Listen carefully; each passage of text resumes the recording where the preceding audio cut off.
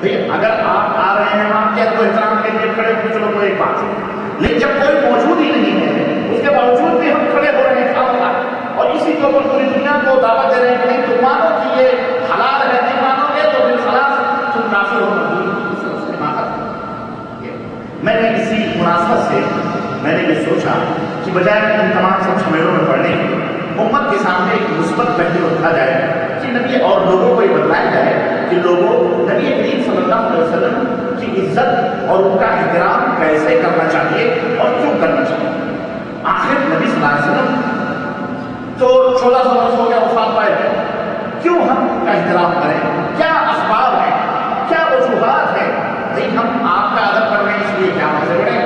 یا ہم آپ کو عزت سے بلا رہے ہیں اس لیے کہ آپ سے ہم سے دوستی، یا آپ کا ہمارے اوپر کوئی احسان ہے جبھی آدمی ایک دوسرے کی عزت کرتا ہے، ایک دوسرے کا احترام کرتا ہے۔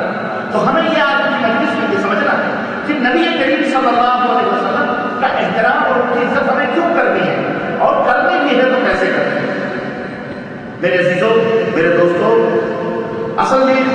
آپ کی سمجھ میں انشاءاللہ یہ بات آئے گی اور اچھی طرح سے آئے گی، لیکن اس کے لیے شرط یہ ہے کہ آپ اپنے خود اپنے کاموں سے سنیں اور تحقیق اور جستجو کریں۔ بات کی جب تک تحقیق اور جستجو نہیں کی جاتی تب تک کوئی بات سمجھ میں نہیں آتی۔ آپ نے ادھر کی سن لی اور جناب علی ادھر کی سن لی اور آپ نے پھر بیچ میں نہ ادھر سمجھ میں آیا آپ کے نہ ادھر سمجھ میں آیا آپ کے، اب بیچ میں آپ نے یہ کہنا شروع کیا کہ جناب علی یہ مولوی لوگ لڑاتے ہیں آپس میں اور یہ بھی غلط ہے وہ بھی غلط ہے، بس اپنے مرضی کے مطابق جو سمجھ میں آ رہا ویسے کرتے رہو، بات ختم۔ آپ دونوں کو برا کہہ کر کے آپ نکل نہیں، ایسے بات نہیں ہے۔ دیکھیں سنیں سب چیز لیکن اس کی جستجو کریں، اس کی تلاش کریں۔ مارکیٹ ہے، مارکیٹ میں آپ جاتے ہیں، مختلف قسم کے سامان ہیں، لیکن آپ کو جس ٹائپ کا سامان اور جس معیار کا سامان چاہیے آپ اس معیار کا سامان ڈھونڈتے ہیں، تلاش کرتے ہیں، بحث کرتے ہیں، تحقیق کرتے ہیں، آخر یہ ہمارے معیار کے مطابق ہے۔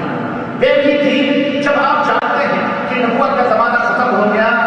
صادقین صالحین کا زمانہ ختم ہو گیا اور خیر القرون گزر گیا، فتنے فساد پیدا ہو گئے، امت میں بدعقیدیاں آ گئی، بگاڑ پیدا ہو گیا، ہر ایک اپنے آپ کو اسلام کو بڑے بڑے تسمیاں لگا کے ناموں کے آگے اور اپنے آپ کو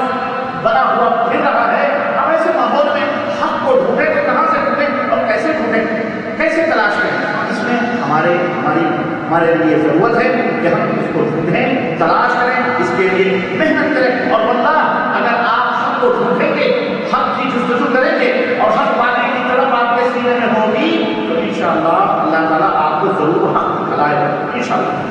آپ بیٹھے بٹھائے رہیں بغیر جستجو ڈھونڈ کے کہ جناب ہمیں حق مل جائے، سمجھیں اللہ تعالیٰ کا فرمان قرآن میں اللہ تعالیٰ نے ارشاد فرمایا والذین جاہدوا فینا لنہدینہم سبلنا وان اللہ لمع المحسنین، کہ جو لوگ ہماری راہوں میں کوشش کرتے ہیں ہم تک پہنچنے کے لیے، جو جد و جہد کرتے ہیں، محنت کرتے ہیں، مشقت کرتے ہیں ہم کو پانے کے لیے، تو اللہ فرماتا ہے لنہدینہم سبلنا، ہم ان کو ضرور و ضرور اپنی راہ دکھلاتے ہیں۔ جو لوگ ہم تک پہنچنے کے لیے جد و جہد کرتے ہیں، محنت کرتے ہیں، ہم اپنی راہیں انہیں واضح کر دیتے ہیں، ان کو بتلاتے ہیں، وَإِنَّ اللَّهَ لَمَعَ الْمُحْسِنِينَ، یقیناً اللہ تبارک و تعالیٰ محسنوں کے ساتھ ہے، جو احسان کرتے ہیں خالصتاً اللہ عز و جل کو ڈھونڈتے ہیں، تلاش کرتے ہیں۔ اور اقبال نے یہی بات کہی تھی حق کو تلاش کرنے اور جستجو پر کہ اللہ تبارک و تعالیٰ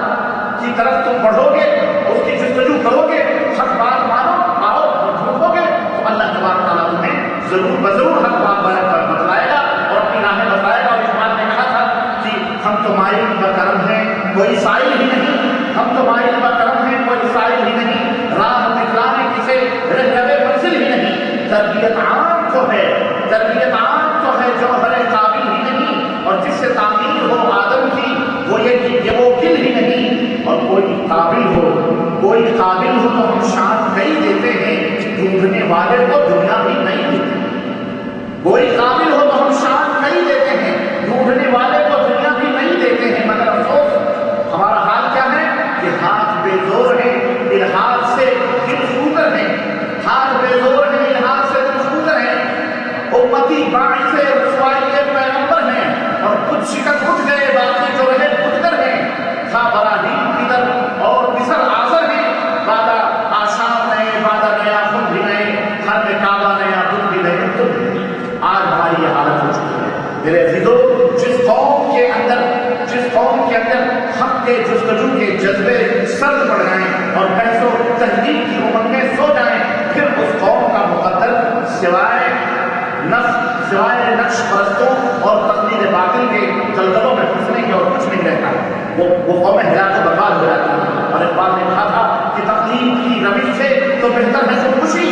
تقلید کی روش سے تو بہتر ہے خودکشی، رستہ بھی ڈھونڈ،